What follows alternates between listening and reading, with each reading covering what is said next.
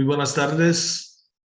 A nombre de la Escuela de Ciencias Políticas, la Escuela de Sociología de la Universidad de Costa Rica, les damos la bienvenida a un espacio más de ventanas a la política internacional. En este caso, vamos a abordar un tema muy interesante relacionado con la política social en América Latina y particularmente con la política orientada a atender la pobreza en países de América Latina.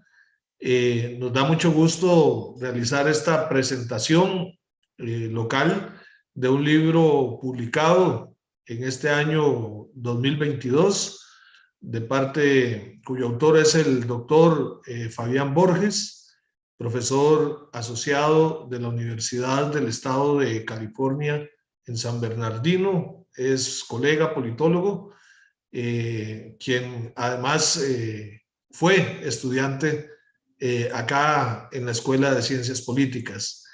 Y vamos a hacer referencia justamente a su libro que se llama o se titula Capital Humano versus Renta Básica o Ingreso Básico, que problematiza la relación entre la orientación ideológica de diferentes gobiernos en América Latina y los modelos de lucha contra la pobreza, particularmente en lo que fueron o son los programas de transferencias condicionadas que se implementaron o se han venido implementando en muchos países de América Latina. Entonces voy a darle en primer lugar la bienvenida a Fabián, agradeciéndole la oportunidad de compartir con nosotros los principales hallazgos, el enfoque de esta investigación. Y luego también le daré la bienvenida a la doctora Juliana Martínez, quien es investigadora del Instituto de Investigaciones Sociales, profesora de la Escuela de Ciencias Políticas y quien va a ser una de las comentaristas a este libro. Y al doctor Mauricio López, sociólogo, investigador también del Instituto de Investigaciones Sociales y actualmente director de la Escuela de Sociología. Vamos a empezar con un breve saludo de cada uno de nuestros participantes. Bienvenido, Fabián.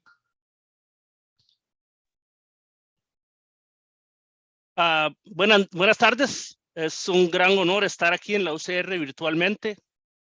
Como dijo Gerardo, yo estoy en la UCR y sin la UCR no estaría donde estoy. Entonces es un gran honor para mí presentar el libro.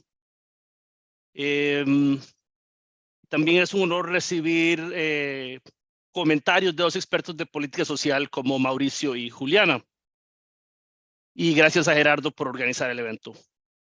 Gracias a vos, Fabián, por darnos esta oportunidad. Juliana, bienvenida. Buenas noches, muchísimas gracias por el espacio, muchísimas gracias por la oportunidad de comentar este excelente, valioso libro y por compartir el espacio también con Mauricio. Muchísimas gracias, Gerardo. Gracias, Juliana. Mauricio, buenas tardes, bienvenido. Buenas tardes, no, reiterarte, Gerardo, el agradecimiento por haberme invitado a esta actividad, a Fabián por la escritura del texto, que por ahí luego vamos a hablar un poquito más de eso, y bueno, y a Juliana por la compañía, también un honor estar aquí platicando con todas y todos ustedes. Gracias. Vamos a empezar entonces con una exposición de parte de Fabián y recordarles a las personas que nos están siguiendo en redes que pueden hacer sus comentarios y sus preguntas y que trataremos de darle respuestas en el transcurso de este Ventanas a la Política Internacional de la Escuela de Ciencias Políticas. Adelante, Fabián, con tu presentación. Gracias.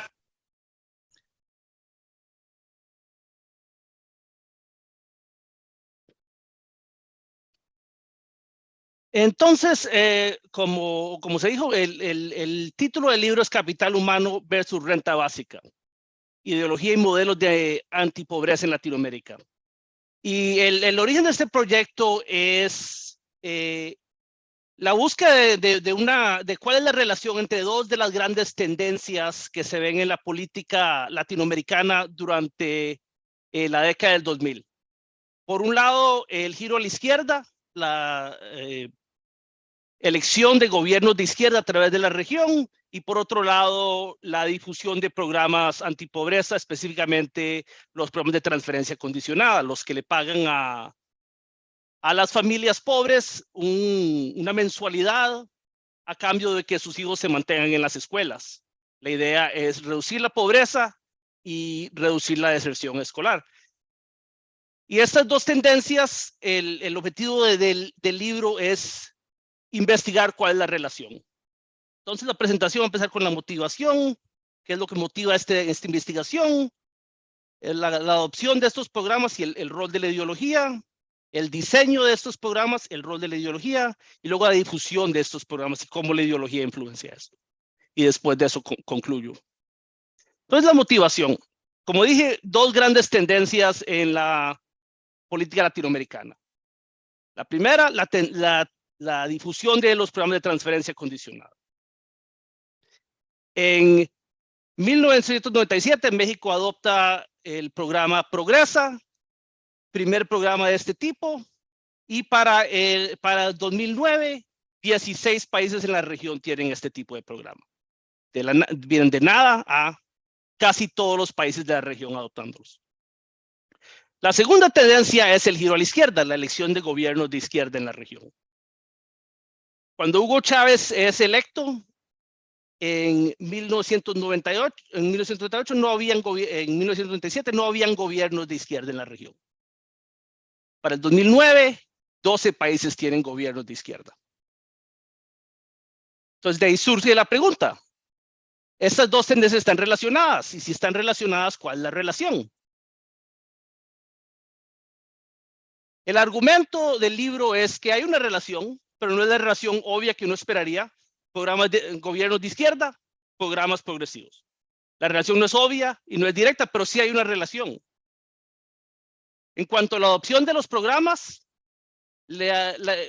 confirmo lo que estudios pasados han encontrado, que no hay una relación entre ideología y adopción. Gobiernos de izquierda, gobiernos de derecha, gobiernos de centro adoptan el programa. Pero, y aquí es donde se pone más interesante, los primeros programas de este tipo fueron propuestos y adoptados por gobiernos de centro y derecha, y más interesante, la izquierda los criticó, inclusive se opuso a algunos de estos programas. En cuanto al diseño de estos programas, aquí sí se encuentra una relación muy importante de ideología. Eventualmente la izquierda llega a aceptar estos programas y los programas se difunden a través de toda la región, gobiernos de todo tipo. Pero cuando la izquierda maneja esos programas, son más expansivos, más generosos y más permisivos en cuanto a la condicionalidad. Es más difícil que un beneficiario de este programa quede expulsado. Y entonces el argumento central que trae el libro es que llegan a haber dos modelos de transferencias condicionadas.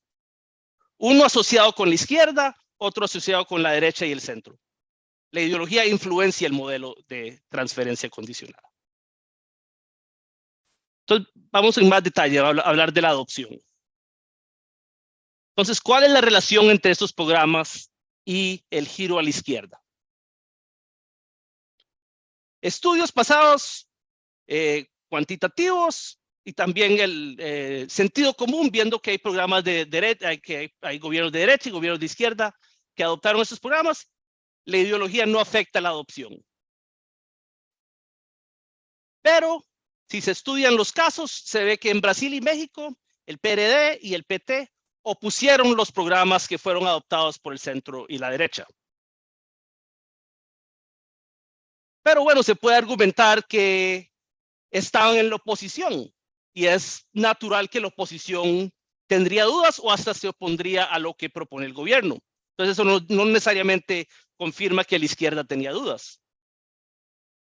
Luego están los casos de Argentina y Bolivia, donde los programas fueron adoptados por gobiernos de izquierda. Cristina Fernández y Evo Morales adoptan estos programas, pero los adoptan bastante tarde, a la segunda mitad de los 2000.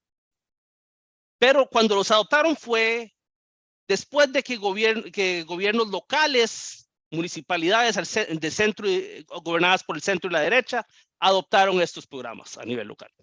Y además, políticos de centro y derecha los habían propuesto a nivel nacional. Entonces, en Argentina y Bolivia, la izquierda llegó tarde a estos programas. Y luego tenemos los casos de Venezuela y Nicaragua, donde Chávez y Ortega cancelaron en Venezuela un programa piloto, en Nicaragua un programa que llevaba varios años, implementados por el centro y la derecha. Entonces, basado en estos tres casos, se puede concluir que la izquierda cuestionó, inclusive se opuso a estos programas, que eran los programas más progresivos que estaban a su disposición. Y eso es interesante, inesperado. Y estudiando los casos y las motivaciones de los actores, se puede concluir que habían tres razones por las que la izquierda tuvo dudas. La izquierda estaba opuesta, o por lo menos bastante preocupada por estos programas, por la focalización. Temían que suplantarían propuestas más universalistas. Temían que estos programas fueran usados clientelísticamente, como fue el caso con los programas de compensación en los 80s y 90s para compensar por el ajuste estructural. Entonces temía que estos programas iniciados por la derecha los utilizaría para mantenerse en el poder. Y los programas estaban asociados con los organismos financieros internacionales. El programa mexicano fue diseñado por Santiago Levy en un paper para el Banco Mundial.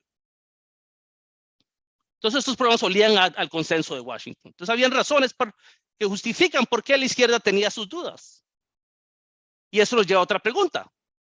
¿Por qué la izquierda llegó a apreciar estos programas y eventualmente promoverlos? Y el actor clave aquí es Lula y el caso de Brasil con Bolsa Familia.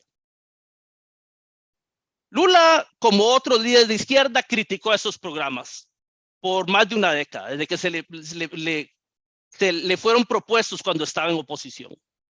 Pero él llega a la presidencia con una idea ambiciosa de reforma de política social y su programa Fome Cero fracasa.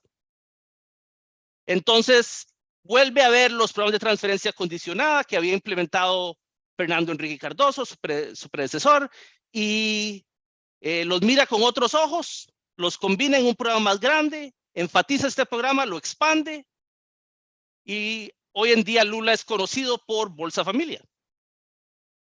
Este programa redujo pobreza y desigualdad y aumentó la popularidad del Partido de Trabajadores entre los pobres y contribuyó a la reelección de Lula y a 16 años continuos de gobierno de izquierda. Entonces, además de ser efectivos, eran políticamente beneficiosos para la izquierda. Lula no se limitó a continuar y expandir el programa que heredó, lo transformó. Fue influenciado por ideas de renta básica universal, particularmente el senador Eduardo Suplicy. Entonces, se puede argumentar que inventó un nuevo modelo de programa de transferencia condicionada.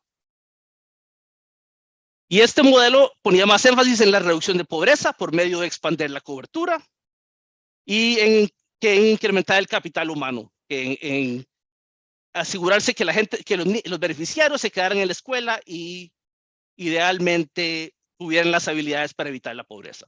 Y entonces reduce el énfasis en la condicionalidad, es más permisivo. Entonces aquí viene la idea que hay dos modelos de transferencia condicionada. Uno, el mexicano, implementado por la derecha, y otro, el brasileño, implementado por la izquierda. Tienen objetivos diferentes. El de la derecha es usar la condicionalidad para promover la acumulación de capital humano a largo plazo. Asegurar que los niños no dejen la escuela y obtengan las habilidades para escapar el ciclo de la pobreza. El programa brasileño enfatiza más reducir la pobreza a corto plazo y a largo plazo la idea es ir expandiendo el programa y crear un piso mínimo de ingreso para la población. Más renta básica menos capital humano. Cuanto a la focalización, el programa mexicano más preciso, enfocado en personas, niños en pobreza extrema.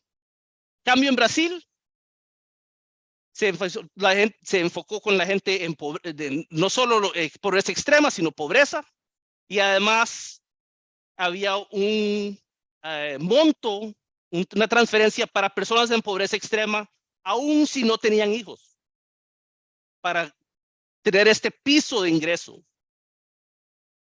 En cuanto a la estructura de pagos, el programa mexicano tenía transferencias variables, diseñadas para compensar el costo de oportunidad del niño de no trabajar.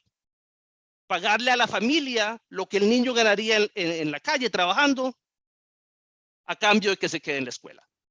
Y como las mujeres tenían niveles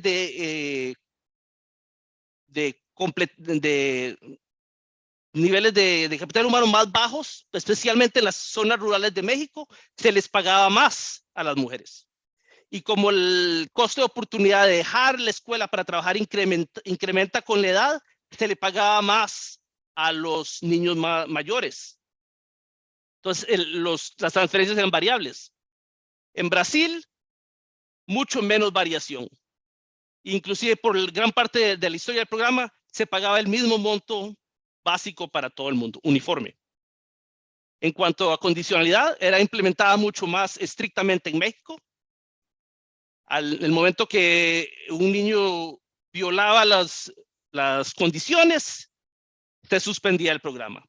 En cambio, en Brasil, no cumplir con los requisitos era entendido como una señal, una alerta. Esta persona tiene un problema en la casa que está haciendo difícil que vayan a la escuela. Y entonces se mandaba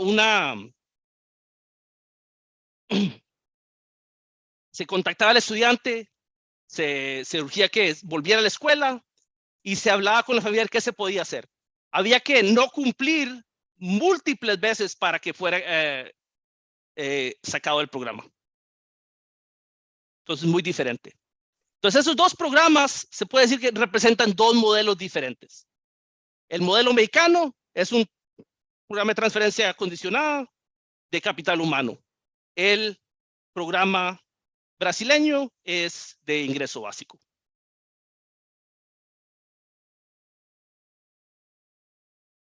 Entonces, de la experiencia brasileña, la izquierda de Latinoamérica aprende que Brasil, que las transferencias condicionadas, a pesar de su origen neoliberal, son una herramienta que se puede utilizar para cumplir sus objetivos, reducir la pobreza y crear un ingreso básico, un piso para la población.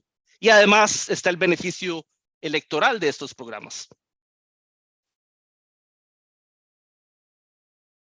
Entonces, veamos cómo la ideología afectó el diseño de estos programas. Entonces, si se ve la cobertura de estos programas a través de la región, se ve gran variación. Estamos viendo el porcentaje de la población que está cubierta. Promedio 1996 a 2015. Países con cobertura muy alta, como Brasil y México. Países con cobertura mucho más baja, con porcentaje de la población. El Salvador, Costa Rica. Entonces, ¿qué papel juega la ideología del gobierno en explicar esto? Entonces, lleva a cabo un estudio cuantitativo tratando de ver qué determina el nivel de cobertura.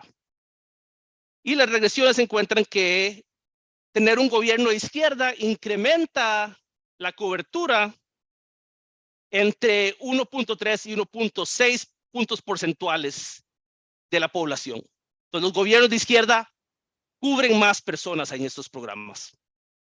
¿Qué significa este número?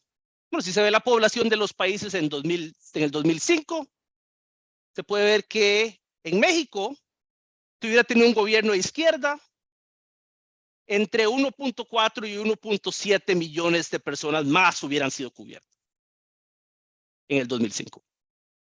En Brasil, Si hubiera hubido un gobierno no de izquierda, entonces entre 2.4 y 3 millones de personas menos hubieran sido cubiertas por el programa. En el caso de Costa Rica, menos población, hubiera sido entre 55,000 y 68,000.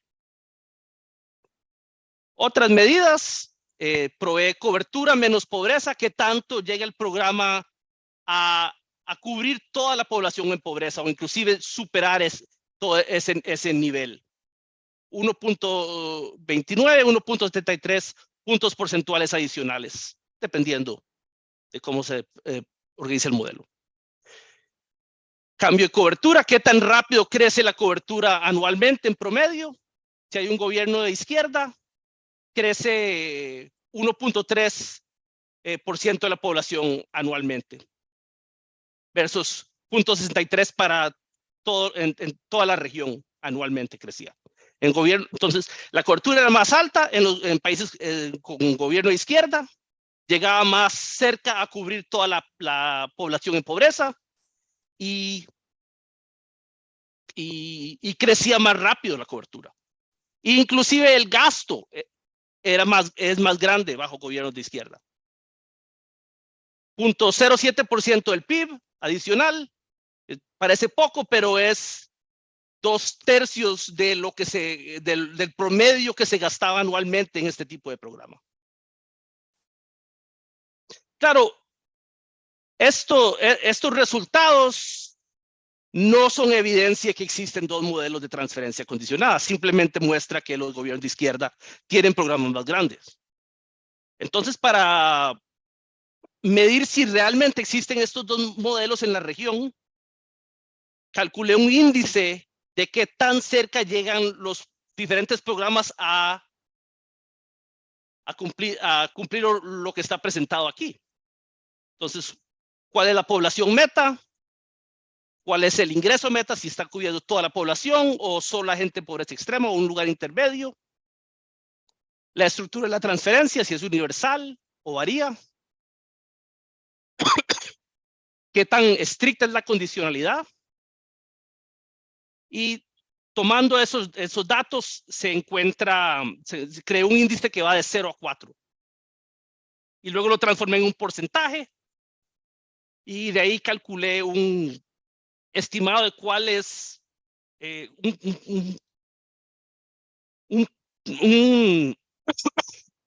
un puntaje para qué es un programa de ingreso básico, qué es un programa de capital humano. Entonces, un programa que tiene un puntaje más de 60%, según este índice, lo califico como de ingreso básico. Y si tiene menos de 40% en este índice, lo califiqué como capital humano. Y aquí fue como quedaron los diferentes programas de la región. Primero vemos el puntaje del diseño. Va de 0 a 100. Programa 100 es un programa básicamente de renta mínima, renta básica. Un programa con 0 sería un programa de transferencia condicional muy estricto. Vemos bastante diferencia en la región. Luego, en el eje horizontal, tenemos qué porcentaje de la vida del programa entre el día que el programa fue implementado hasta el 2015, qué porcentaje de ese tiempo hubo un gobierno de izquierda. Entonces, en la derecha tenemos programas que toda su historia fue bajo gobiernos de izquierda. En la izquierda, programas que no tuvieron no fueron manejados por gobiernos de izquierda.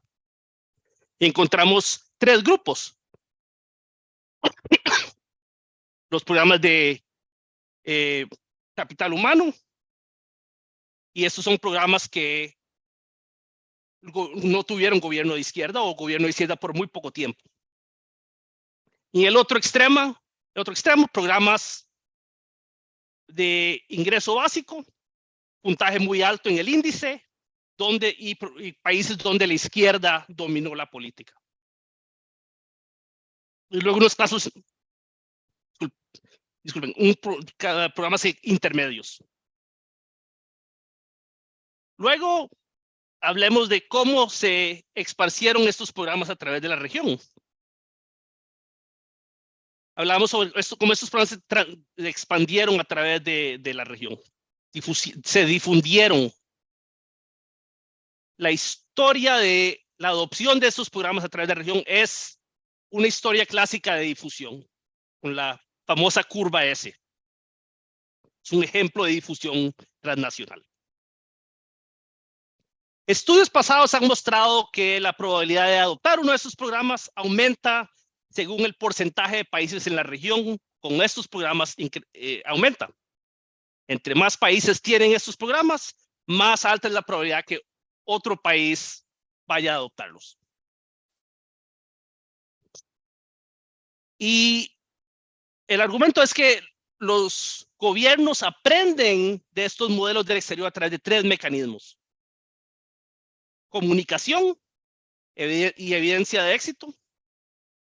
El BID y el Banco Mundial y otros expertos hablaron y comunicaron con gobiernos sobre el potencial y la efectividad de estos programas. Y Lula en particular promovió el Bolsa Familia y lo transformó en como el elemento central de su política exterior. Pero otro mecanismo muy importante que es menos estudiado es el de grupos de referencia. Los gobiernos están más abiertos a adoptar, a emular, a copiar ideas de actores afines, específicamente gobiernos con la misma ideología. Un gobierno de izquierda mucho más dispuesto a adoptar una idea de otro gobierno de izquierda. Entonces el argumento es que la ideología influenció la adopción de modelo de transferencia condicionada. La difusión ocurrió a través de 2 vías.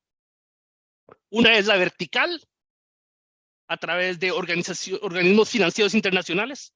No fue México. México directamente no promovió su programa, pero el Banco Mundial y el Banco Interamericano de Desarrollo sí promovieron el modelo mexicano. Inclusive financiaron muchos de estos programas. El otro canal de difusión fue el ejemplo de Brasil, y especialmente Lula promoviendo los programas directamente. Brasil y Lula promovieron el modelo de ingreso básico. Y para dar evidencia de esto, llevo a cabo 3 estudios de caso de Costa Rica, de Bolivia y Argentina, que son países donde antes del año de estudio solo habían habido gobiernos o de izquierda o de centro derecha. En Costa Rica toda la vida de Avancemos, mientras lo estudié, había sido con gobiernos no de izquierda, y la historia de Argentina y Bolivia, hasta el momento que estudié, toda la historia de su programa de transferencia condicionada había sido con gobiernos de izquierda. Entonces estudié los programas Avancemos en Costa Rica, Bono Juancito Pinto en Bolivia y Asignación Universal por Hijo en Argentina. Y estos 3 casos presentan evidencia de la existencia de estos 2 modelos y el rol de la ideología en influenciar qué tipo de modelo se escoge. Entonces, el caso de Costa Rica, donde la izquierda no había gobernado, la población meta eran estudiantes de secundaria de bajos ingresos. Avancemos no cubría a los estudiantes de primaria, bajo el argumento que en Costa Rica no hay un problema de deserción en educación primaria. El problema es en secundaria. Y para resolver ese problema hay que transferir recursos a estudiantes de secundaria. En cambio, en Bolivia, el programa cubre a todos los estudiantes de educación pública. Y en Argentina, el programa cubría a todos los niños con menos de 18 años, con padres en el sector informal o desempleados. En Argentina, como en Costa Rica, no había un problema de deserción en primaria, pero el programa los cubría, en gran parte porque la meta es reducir pobreza y crear un ingreso mínimo. La conclusión de los técnicos que crearon el programa en Costa Rica era que el problema de pobreza en cuanto a estudiantes de primaria, eso es otro problema. Un programa de transferencia no es la solución para eso. ¿Cómo se focalizaba? ¿Cómo se escogían a los beneficiarios? En Costa Rica, un examen de recursos, mientras que en Argentina y Bolivia, estudiantes en Bolivia, estudiantes, el requisito para estar en el programa era estar en una escuela pública, simplemente. Y en Argentina, ser un hijo de una persona, un padre disculpen, desempleado o informal.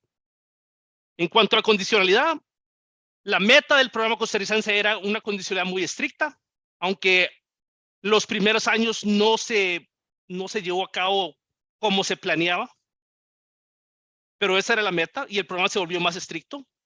El programa en Bolivia supuestamente es condicional, pero no hay ninguna evidencia de de niños siendo expulsados por no ir a la escuela. Y en Argentina el programa era 80% incondicional. Y luego si comprobaban que seguían registrados en la escuela, al final del año podían recibir el 20% adicional.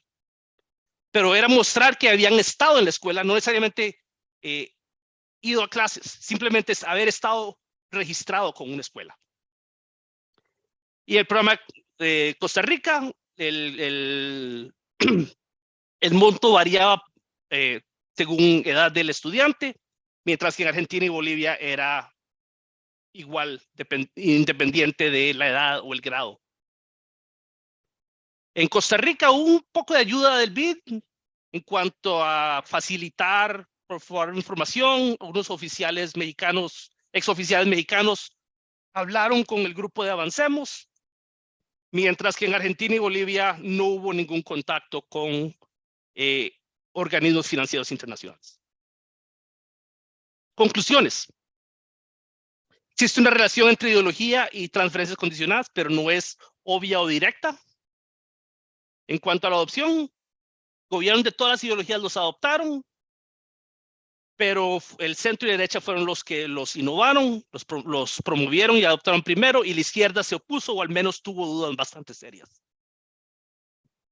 Pero en cuanto al diseño, Lula aprendió que esos programas podían avanzar metas universalistas a pesar de sus orígenes.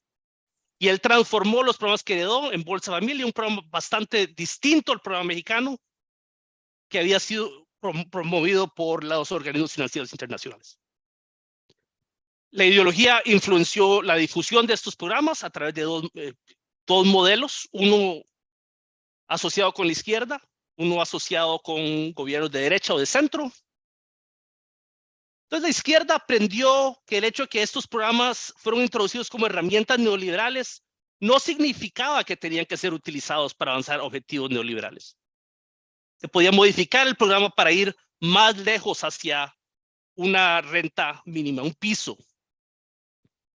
No hay que exagerar que tanto se llegaba hacia una renta básica, pero esa era la idea.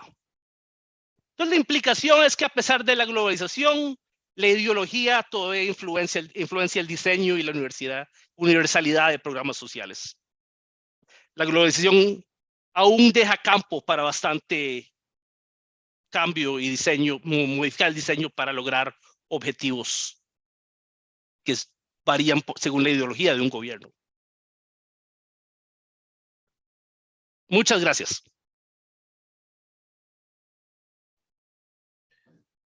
Muchas gracias a vos, Fabián, por esta investigación que has hecho y por compartir tan interesantes resultados que dan para discutir y para reflexionar y para pensar el diseño de estos programas específicos y a lo mejor de la política social en general en nuestros países. La profesora Juliana Martínez, con sus comentarios y pareceres sobre esto que nos ha compartido Fabián. Bueno, muchísimas gracias nuevamente por el libro y también por lo pedagógico de la presentación. Bueno, lo primero que me gustaría decir para personas que se acerquen a este libro y se acerquen al argumento, es tener presente que los primeros años del siglo XXI fueron un periodo de expansión de la política social en América Latina impresionante. Visto desde Costa Rica, posiblemente, un país en el que las cosas ocurren gradualmente, tanto la expansión como la retracción, esto se ve menos fuertemente, pero en la mayoría de la región, y en particular en América del Sur, esto fue muy claramente, en América del Sur y México. Se crearon nuevos programas de salud, se reformaron programas de pensiones, se crearon programas no contributivos de protección de la vejez, se crearon programas vinculados a los cuidados, se legitimó y validó la idea de que los cuidados debían ser parte de las matrices de protección social. Entonces hubo pues una transformación muy profunda, al punto que analistas como Fernando Filgueira le llaman a este periodo un periodo, la segunda ola de incorporación, aludiendo a la primera ola que tuvo lugar durante la primera mitad del siglo XX y que fue el momento fundacional de la política social en el conjunto de la región a través de los programas de pensiones, de salud, de la expansión de la educación, etc. Entonces estamos ante un periodo muy importante, fascinante, y que ha llamado a numerosos investigadores y a numerosas investigadoras de América Latina y de fuera de América Latina a tratar de entender qué pasó y por qué pasó lo que pasó, ¿no? Además, pensemos que estamos hablando de una región que históricamente había logrado proteger principalmente a la población trabajadora formal, y por eso era una región, y en buena medida sigue siendo, una región caracterizada por sistemas de protección social que aún en los países más exitosos, como Uruguay, como Chile, como México, el México urbano en particular, en sus mejores momentos había logrado proteger a la población de maneras muy desiguales según el tipo de vinculación que tuvieran al mercado laboral. Y una innovación de este periodo es precisamente esa desvinculación, es decir que, digamos, dentro de todo lo que se estuvo haciendo, un carril central de todo lo que se estuvo haciendo, básicamente entre el 2000 y el 2013, 2015, dependiendo de los países, tuvo que ver con incorporar a personas que no tenían una fuerte vinculación con los mercados laborales formales, que eran personas informales, personas trabajadoras temporales, personas que no tenían un trabajo remunerado, mujeres en su condición de madres, etcétera, ¿no? Entonces, parte de la relevancia de este libro es brindarnos elementos de comprensión y de explicación a posiblemente la principal innovación en tanto presente en prácticamente todos los países, salvo Nicaragua y Venezuela, estos programas de transferencias monetarias condicionadas con ese nombre, con ese apellido, ¿no?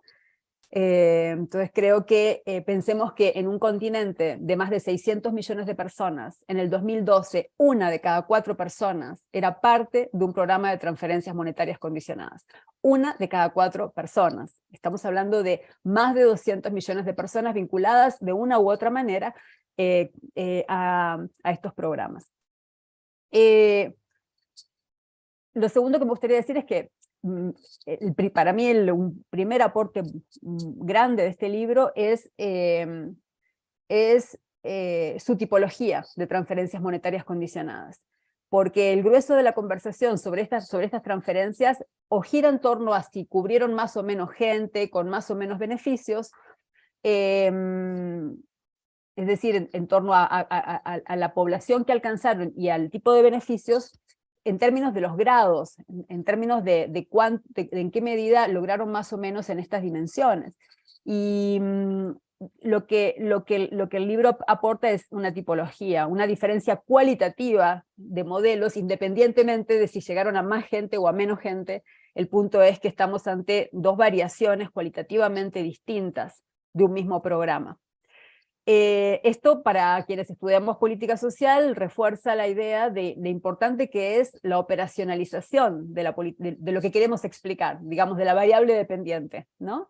Que gran parte de la investigación en torno a estos programas giró en torno a si sí o si no, pero no en torno a rasgos definitorios de estos programas, que es lo que hace el libro que Fabián Borges nos presenta. Y bueno, creo que el libro es muy convincente en torno a la idea de que el modelo de capital humano es cualitativamente distinto al modelo de ingreso básico. Entonces, el papel de las transferencias monetarias condicionadas en promover objetivos de corte neoliberal o de corte socialdemocrático, digámoslo así, no dependió de tener o no transferencias monetarias condicionadas, argumenta el libro, sino del tipo de transferencias monetarias que se implementaron. Yo creo que esto llena un vacío importante porque en general, cuando investigamos sistemas de salud, cuando investigamos protección de la vejez, la conversación generalmente no es si un país tiene o no tiene un sistema de protección de la vejez. Todos los países tienen algún tipo de sistema de protección de la vejez, algún tipo de sistema de salud, pero no teníamos esta mirada sobre transferencias monetarias condicionadas, hasta esta propuesta de hacer esta distinción, ¿no? Claro que, bueno, el trabajo de Fabián analiza el periodo en el cual los programas de transferencias monetarias condicionadas se volvieron algo así como tener un pasaporte, ¿no? O sea, en otros momentos, la analogía, esto mismo pasó con los sistemas de protección de la vejez, ¿no? O sea, en 1910 no era obvio que los países tenían que tener sistemas de protección de la vejez, pero en 1950 sí era obvio que los países tenían que tener algún tipo de sistema de protección de la vejez. Tanto es así que lo crearon tantos países con gobiernos democráticos como autoritarios. Entonces, algo de este proceso de legitimación de garantizar ingresos básicos por distintas razones ocurre en este periodo que Fabián está analizando. Me gustaría decir que, bueno, como yo lo leo, ¿no? La variación de los dos tipos de variaciones, los dos modelos, se construyen en base a diferencias en la arquitectura de política, no tanto en temas del qué se quiere lograr, por ejemplo en cobertura, que puede ser más o menos dependiendo de capacidades estatales. Hay países de izquierda y de derecha, en países con capacidades estatales muy grandes o muy pequeñas. En general los países que está mirando Fabián son todos países que tienen, que ese puede ser un argumento para una cosa a mirar en el futuro. Casi todos los países, salvo Bolivia, son países con capacidad estatal fuerte. Entonces creo que parte del reto para seguir elaborando estas ideas es mirar más países con capacidades estatales débiles. Me pasó una vez entrevistando gente en Honduras de encontrarme con un gobierno de derecha en un escenario de capacidad estatal débil, donde no se hacía cumplir nunca la condicionalidad, bajo el argumento de que como en el país de por sí no había escuelas, no se podía hacer cumplir, y que era injusto para la gente pagar el plato roto de no tener escuelas en distintas partes del país, cuando posiblemente un gobierno de derecha lo que hubiera sido es crear más, un gobierno de izquierda se hubiera planteado tener más escuelas, ¿no? Es decir, que podemos encontrar esa combinación, ¿no?, de gobierno de derecha que no hace cumplir la condicionalidad por razones muy distintas a los gobiernos de derecha de países con capacidad estatal fuerte. Pero entonces lo que muestra el libro es que la arquitectura de política, el cómo se define la política, es una arena de contienda, es un espacio de contestación y de disputa política, y lo muestran en torno a dos temas: elegibilidad, ¿no?, y beneficios. Pero bueno, en este caso fueron esos dos elementos, podría haber habido otros, pero muestra que la arquitectura de los programas es en sí una variable independiente y es en sí al mismo tiempo una arena de contienda política, no solamente técnica o tecnocrática. Las diferencias, nos muestra Fabián, es que tuvieron lugar porque los gobiernos, de acuerdo con su ideología, estaban buscando distintos objetivos, ¿no? Romper el ciclo intergeneracional de la pobreza en el caso de la derecha, y asumiendo que siempre el mercado es el principal asignador de recursos y que el Estado está interviniendo porque no hay más remedio, digámoslo así, Y en cambio los gobiernos de izquierda se estaban planteando enfrentar la pobreza, creando pisos de bienestar en los que asumen que el Estado tiene que, o sea, bajo el supuesto de que el Estado siempre tiene que tener un papel importante que jugar. Sobre este punto pienso que se podría decir que otra diferencia que el libro no mira, pero que es parte del contexto, es que en el caso de los países gobernados por la derecha, los programas de transferencias monetarias condicionadas fueron básicamente la política social. Mientras que en los países gobernados por partidos políticos de izquierda, estos programas jugaron un papel en un escenario mucho más amplio y ambicioso de medidas. Y por eso, en estos contextos, en un caso las políticas focalizadas son el instrumento, mientras que digamos, un instrumento, digamos, orientado a un sector de la población, mientras que en los países gobernados por gobiernos de izquierda, estos programas tienen más un papel de afirmación positiva, de cierre de brechas en un contexto de medidas más ambiciosas en otras áreas. Entonces ahí el vínculo entre estos programas y el resto es cualitativamente distinto, ¿no? Esto no es algo que es el objetivo del libro, pero sí que es parte del contexto. Sobre este punto solamente me gustaría señalar que de acuerdo al trabajo de Jennifer Preble y de otras autoras, pero principalmente de Jennifer Preble, algo que ocurre en nuestra región es que hay muchas izquierdas, y por eso, por ejemplo, Fabián encuentra inconsistencias, o sea, con la llegada de López Obrador al gobierno. López Obrador básicamente elimina el programa de transferencias monetarias condicionadas que había existido por 16 años, no lo redefine, ¿no? Lo elimina, pero no necesariamente dice que lo elimina, y eso abonando al argumento de Fabián de que del papel de los legados, ¿no? Tanto para la izquierda como para la derecha, sea que quiera ampliar la izquierda o reducir la derecha, o distintas versiones de izquierdas o derechas, siempre el legado, el programa con el que se encuentra el respectivo gobierno tiene un peso importante en marcar la cancha y en qué es lo que se puede hacer, ¿no? Sea para ampliar o para reducir. Entonces, pues tal vez Fabián luego quiere elaborar un poco más en el caso de López Obrador, porque es interesante, porque es, digamos, un tipo de izquierda que no se lleva bien con las transferencias monetarias condicionadas y que no parece preocuparse demasiado por los legados y que hace algo bastante distinto.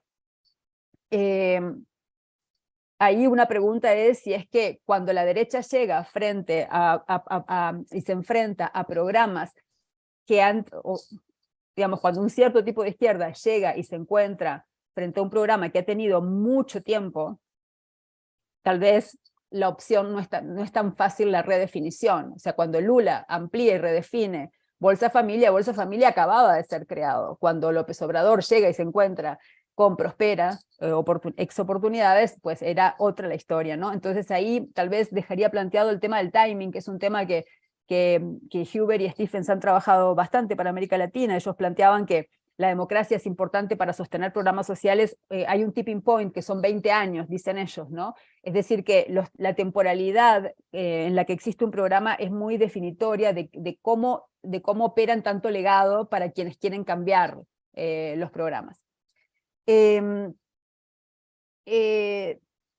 Dos cosas más que me gustaría decir. Perdón.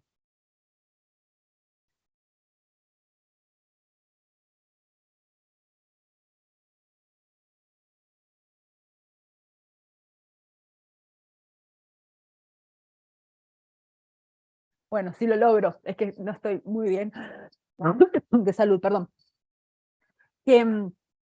La mirada que nos presenta Fabián sobre la arquitectura de política es dinámica, es decir, el libro mira trayectorias, ¿no?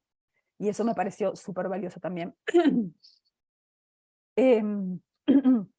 Bueno, hagamos una cosa, tal vez, bueno, a ver si lo logro y si no cierro y dejo que... Parece que volví. Okay. Nada más decir que tanto estos cambios, estos procesos de difusión tuvieron lugar en el marco de procesos de difusión, que Fabián nos cuenta, y me parece que uno de sus principales aportes es también diferenciar estos procesos verticales y horizontales según tuvieran lugar promovidos por organismos internacionales, en particular agencias, los organismos financieros internacionales, o por los propios países. Hay una pregunta que me quedó picando cuando estaba leyendo el libro, es el papel de las redes de asuntos y del papel de los expertos y del papel que los expertos juegan bajo un tipo de difusión o la otra. Como parte de la serie Elements de Cambridge University Press, acabamos de publicar un libro que se llama La economía política de la expansión segmentada, la política social en América Latina en los 2000, junto con Camila Arza, Roxana Castiglioni, Sara Nietzviecki, Diego Sánchez Sancoché y Jennifer Preble. Por cierto, como parte de una red temática apoyada de manera fantástica por la Universidad de Costa Rica, y un esfuerzo transnacional muy grande para escribir a 6 manos y entender cosas entre muchas personas. Pero una de las cosas, independientemente del argumento del libro, una de las cosas que nosotras observamos en el marco de la producción de este libro, fue que había 2 grandes vacíos en la literatura súper rica y súper diversa en términos teóricos y en términos metodológicos que se ha producido en la región a cuento de esta segunda ola de incorporación. Y esos vacíos tienen que ver con el papel de la capacidad estatal y el papel de los actores internacionales. Y en general el papel de las ideas fue bastante poco investigado durante el periodo. Llama la atención, porque sí habían sido factores muy estudiados durante las reformas privatizadoras pro mercado de los 90, y de alguna manera, posiblemente por algo que Fabián discute en el libro, que es la menor dependencia relativa de los países respecto a los organismos internacionales en materia financiera durante los 2000, de alguna manera puede haberse visto reflejada en una mayor subestimación de los factores internacionales por parte de esta literatura. Y bueno, esto es algo que el libro de Fabián ayuda a llenar este vacío. Pensemos que si bien la dependencia económica y financiera de los países respecto a las agencias internacionales es muy variable a lo largo del tiempo, la política social nunca se ha gestado de manera autónoma en los países. Desde su propia concepción, desde sus propios inicios, la política social siempre fue transnacional, siempre estuvo inserta en procesos de imitación, de difusión, de aprendizaje, que por definición fueron siempre transnacionales, y periodos, o sea, desde ese punto de vista la política social es un invento global, siempre fue globalizado. Entonces me parece que este libro, al traernos el papel de las ideas y al recuperar las relaciones entre actores, atravesando gobiernos y países, también llena un vacío importante. Termino diciendo que, bueno, me parece que, claro, pensando este libro desde Costa Rica, a donde la distinción izquierda-derecha, habiendo estado el país gobernado tantas décadas por partidos políticos atrapalotodos, que encierran vertientes más progresistas y más conservadoras, bueno, siempre hay mucho escepticismo en Costa Rica a utilizar estas categorías, ¿no? Y el sistema político, pero también los analistas siempre se han resistido a aplicar estas categorías. Ahora, sin embargo, contamos con importantes estudios, bueno, desde la Escuela de Ciencias Políticas varios, de varios autores, como Ilka Treminio, como Juan Manuel Muñoz, y otras personas que ofrecen interesantes caracterizaciones de los partidos políticos y que nos ayudan a entender cosas como que, por ejemplo, el gobierno de Solís fue de centro izquierda, pero el de Alvarado fue de centro derecha, aunque pertenezcan al mismo partido, ¿no? Político. Y eso se relaciona con el argumento de Jennifer Preble de la dificultad de asignar un peso explicativo a los partidos políticos en contextos de presencia tan extendida de partidos políticos no programáticos, donde coexisten diferentes vertientes ideológicas a lo interno de los partidos, ¿no? Me gustó que en el trabajo de Fabián hay ese cuidado, en el sentido de que no necesariamente se cataloga al partido, sino la administración de gobierno, y entonces me parece que atiende esta preocupación. Bueno, termino nada más diciendo que me parece que el libro es fantástico desde muchos puntos de vista teóricos, también metodológicos. El uso de métodos mixtos me pareció muy, muy interesante. Pero más allá del trabajo académico en sí, en términos de las implicaciones, el plantear que las ideas, en particular las ideas acerca del papel que el Estado tiene que tener en el bienestar de las personas, es muy importante en el contexto político en el que nos estamos moviendo en general, pero en Costa Rica en particular, esta idea de que no todo está dicho, no todo está determinado, y que hay una agencia, hay un espacio de agencia a llenar, y que desde ese punto de vista la ideología sigue vivita y coleando en términos de definir qué queremos del Estado y cómo lo podemos construir. Gracias. Muchas gracias, Juliana, por tus comentarios. Vamos a escuchar ahora los de Mauricio López. Adelante, Mauricio. Gracias, yo también ando saliendo de una gripe, así que si me colapso aquí un poquito, no, me da un chancecito. Bueno, de nuevo agradecerle la invitación a esta plática.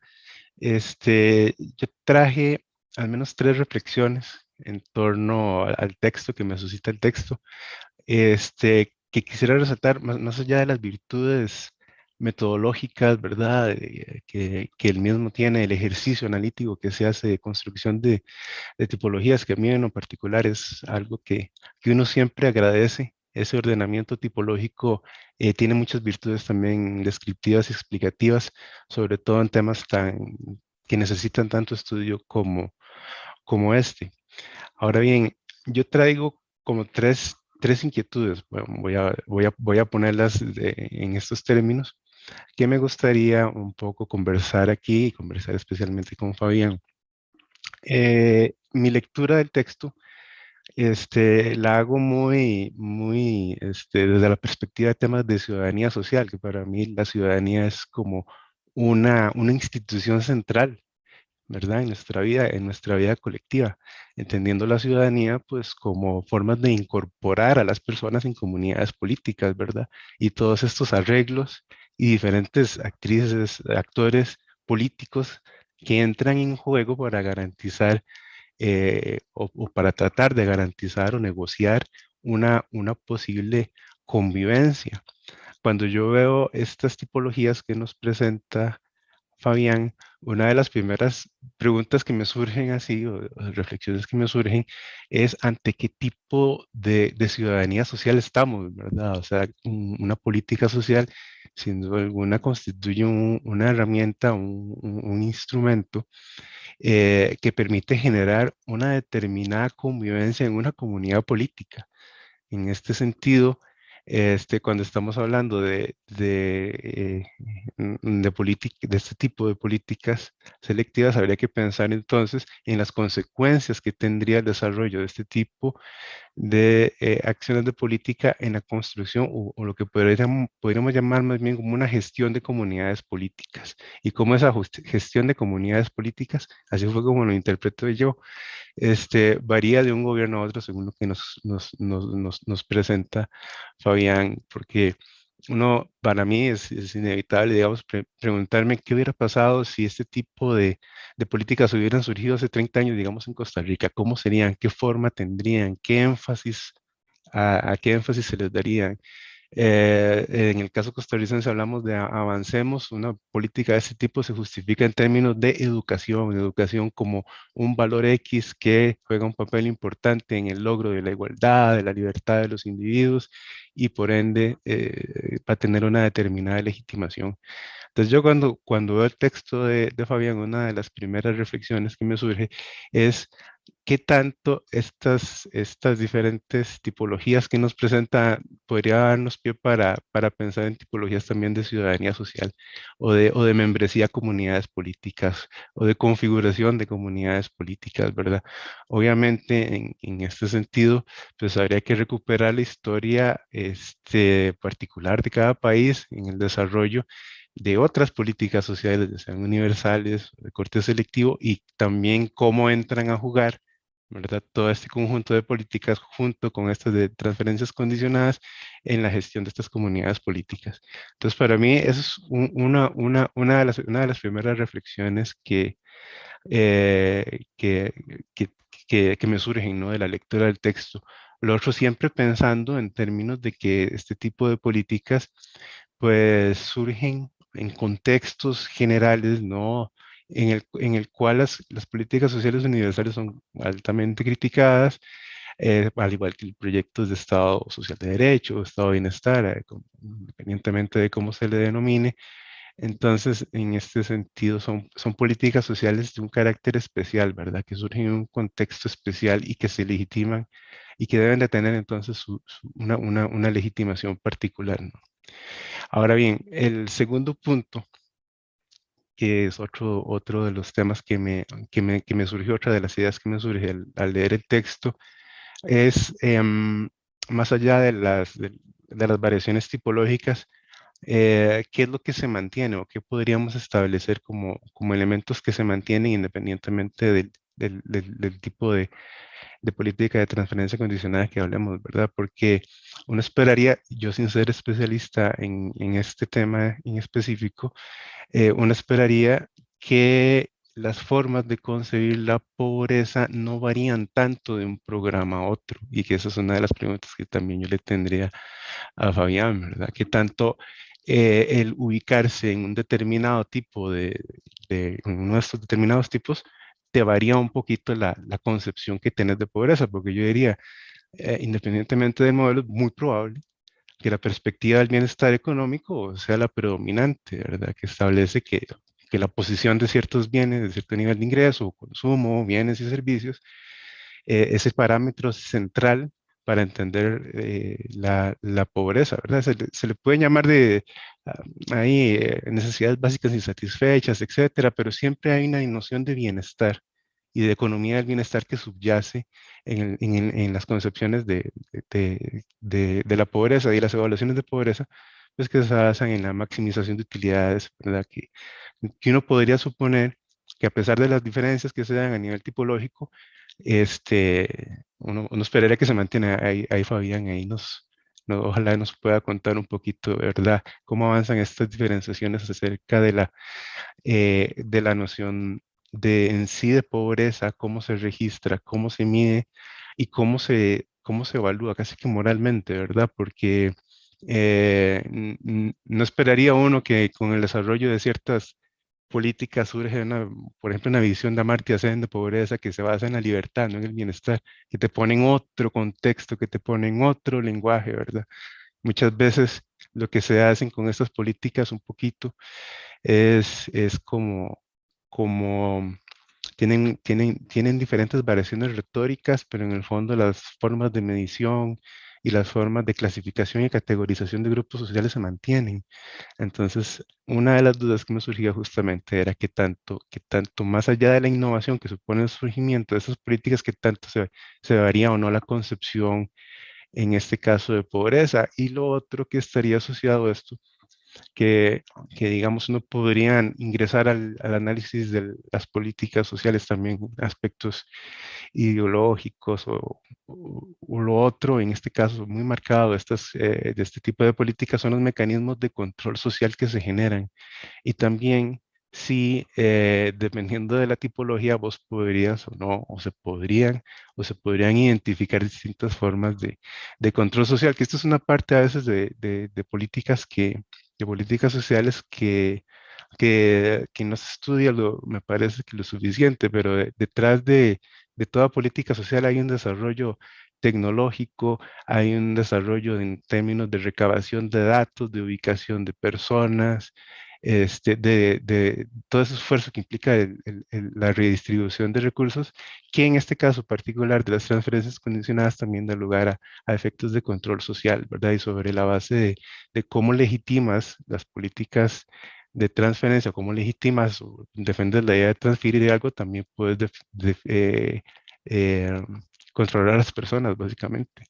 Y lo último, que sería una de las últimas reflexiones que traía o ideas, ¿no?, que me surgen, es qué tanto, y volviendo otra vez a estos temas de ciudadanía social, ¿verdad? Y el desarrollo de estas políticas, ¿no? Que es esta asociación de la política social selectiva y de la selectividad con pobreza, específicamente, bueno, qué tipo de pobreza estamos entendiendo.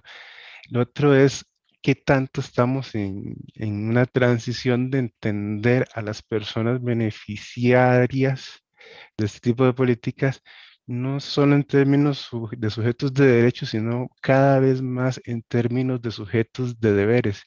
Y esto lo digo en términos de personas que son moralmente responsables de las condiciones que están viviendo, en este caso la condición de pobreza, o en el caso de que digamos que la política sea exitosas salen de pobreza, bueno, que se ve como también son sujetos moralmente responsables de ese logro.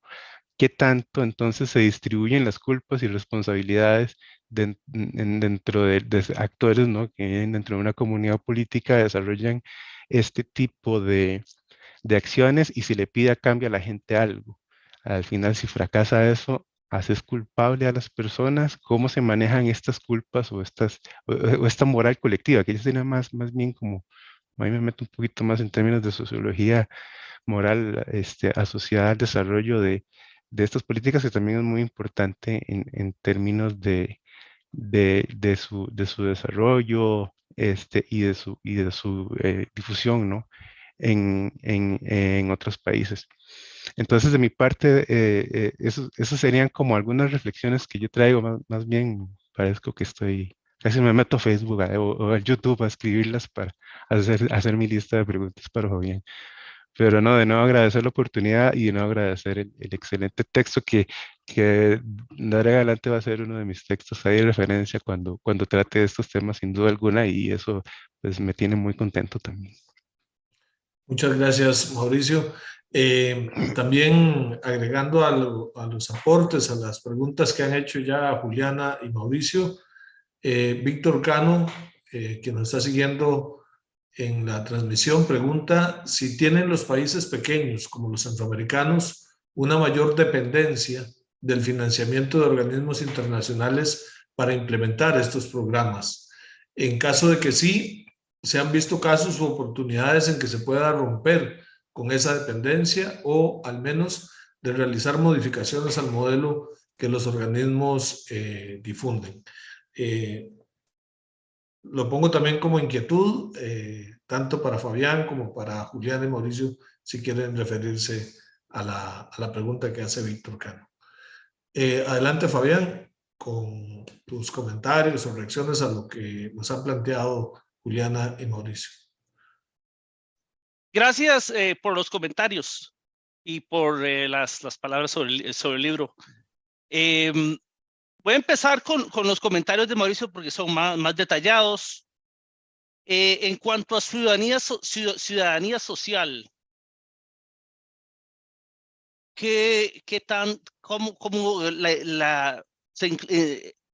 cómo la tipología se relaciona? Yo creo que hay una diferencia entre la izquierda y la derecha en cuanto a cómo conciben la ciudadanía social. La izquierda parte del punto de origen de que como miembro de una comunidad hay un derecho a un mínimo nivel de ingresos, independiente del mercado y los resultados que va a dar. La derecha lo ve más como un actor en el mercado. Cuando se habla de crear el capital humano y romper el ciclo generacional de pobreza, disculpen, estos niños son pobres, no es culpa de ellos, pero si no se hace una intervención por parte del Estado, darles ingresos para que puedan seguir en la escuela, van a ser pobres. No van a tener los elementos necesarios para triunfar en el mercado. Lo importante es que tengan las capacidades para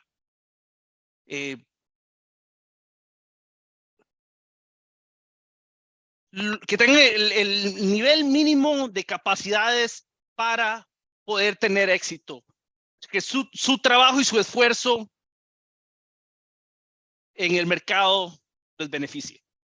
Y hay un rol para algo que el Estado tiene una obligación de incorporar esos mecanismos, esas capacidades. Y la izquierda, en cambio, ve como miembros de una comunidad, todo el mundo tiene que tener un piso mínimo. En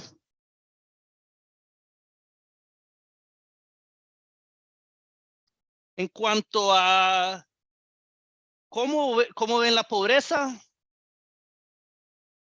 se habla un poco de la visión de Zen, pero es la visión de economía de pobreza. cierta canasta mínima de bienes cuesta cierta cantidad de plata. La idea es dar cierta cantidad de ingresos para compensar eso.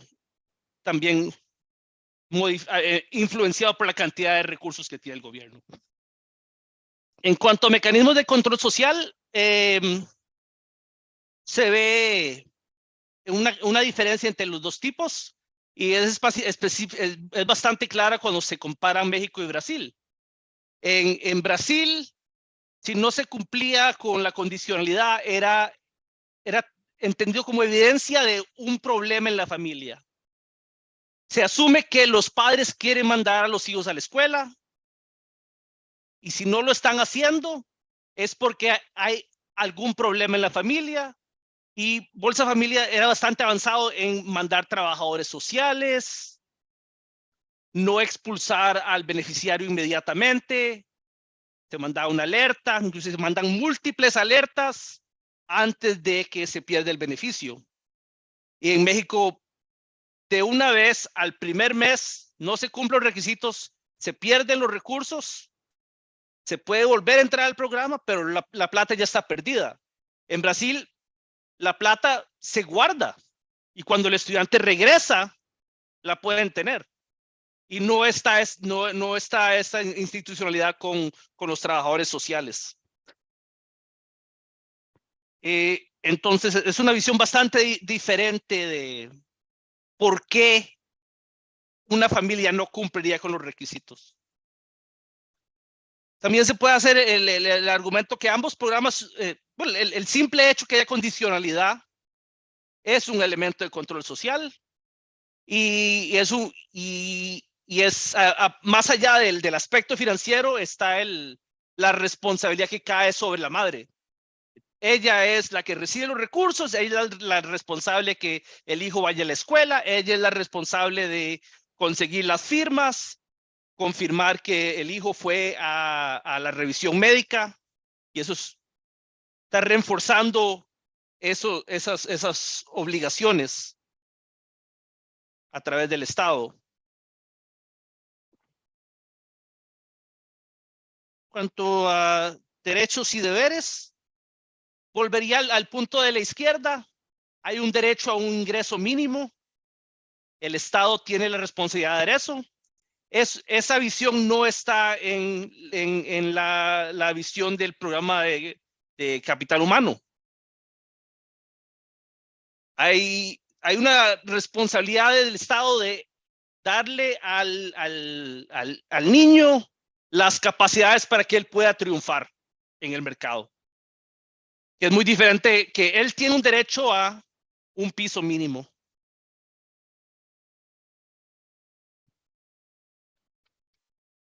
En cuanto a Juliana, muchas gracias por los comentarios.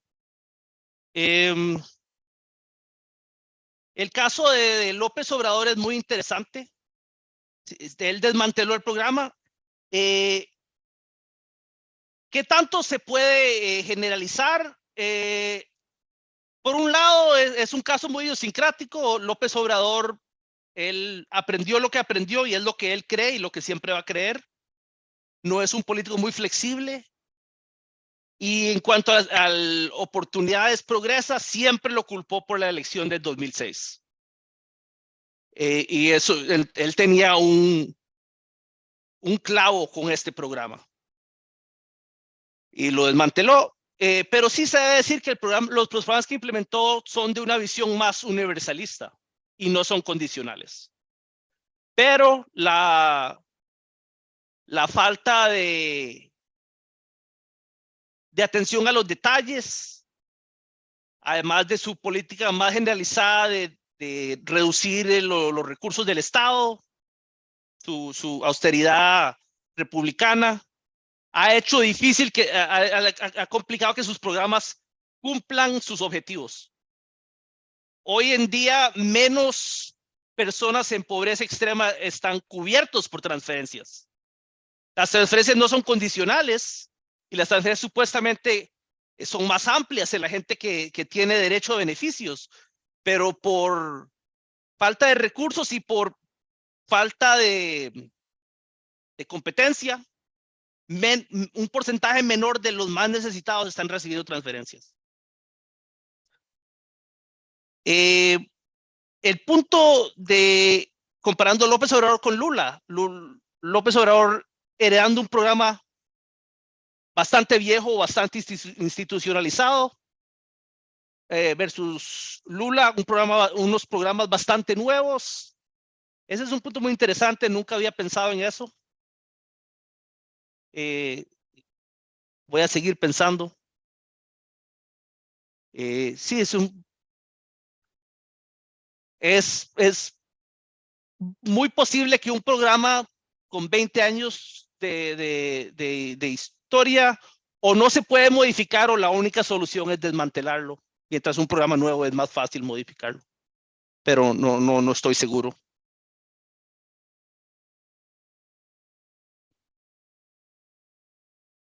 En cuanto a la pregunta de Víctor, no sé si los países más pequeños eran más dependientes en transferencia, en asistencia de las organizaciones financieras internacionales.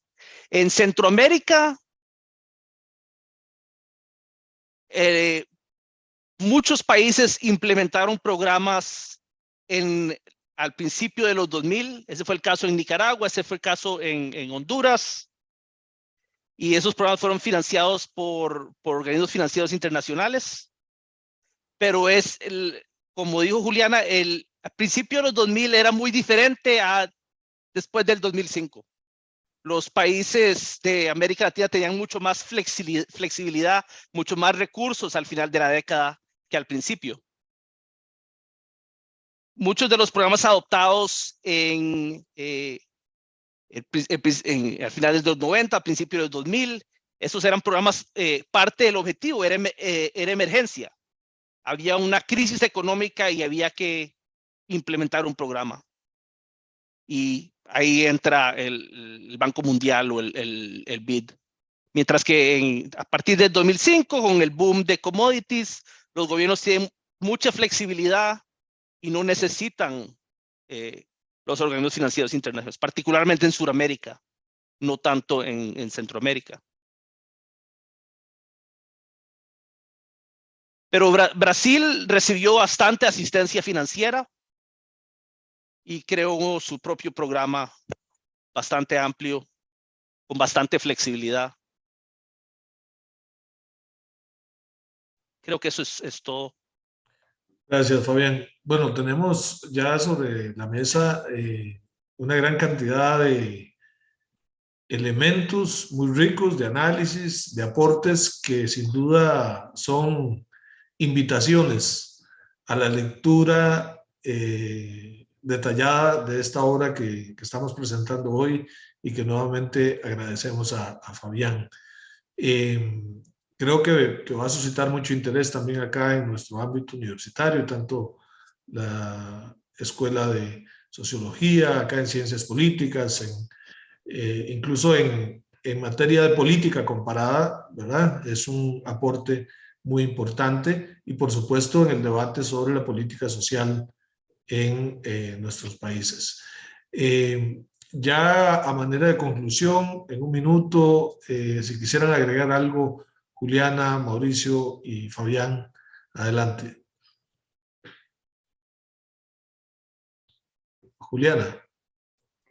Bueno, nada más agregaría que entrando como estamos en una época que muchos analistas caracterizan como de shocks intermitentes, pensando que tanto las pandemias como los problemas asociados al cambio climático colocan las emergencias como parte de la normalidad, los factores explicativos de poder tener esquemas de protección social amplios, ¿no? Y capaces de nivelar la cancha de la mejor manera posible, adquieren una relevancia enorme, tanto para personas especialistas en esto como para las personas que quieren pues, vivir en una sociedad mejor a la que tenemos. Entonces, creo que investigación como esta tiene pues ese doble valor, un valor muy, muy grande desde el punto de vista académico, pero también un valor muy grande para la deliberación pública, para la deliberación democrática. Así que pues agradezco el libro, agradezco el trabajo de Fabián y agradezco el espacio para discutir sobre este tipo de ideas. De mi parte, no, reiterar las felicitaciones, igual tomarlo como un ejemplo de un estudio de análisis muy interesante, ¿no? Comparativo, la forma en la cual se desarrollan las técnicas de investigación.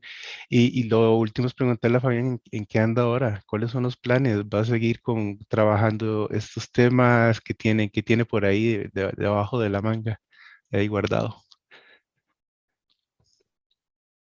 Muchas gracias. Estoy trabajando en este momento en un paper comparando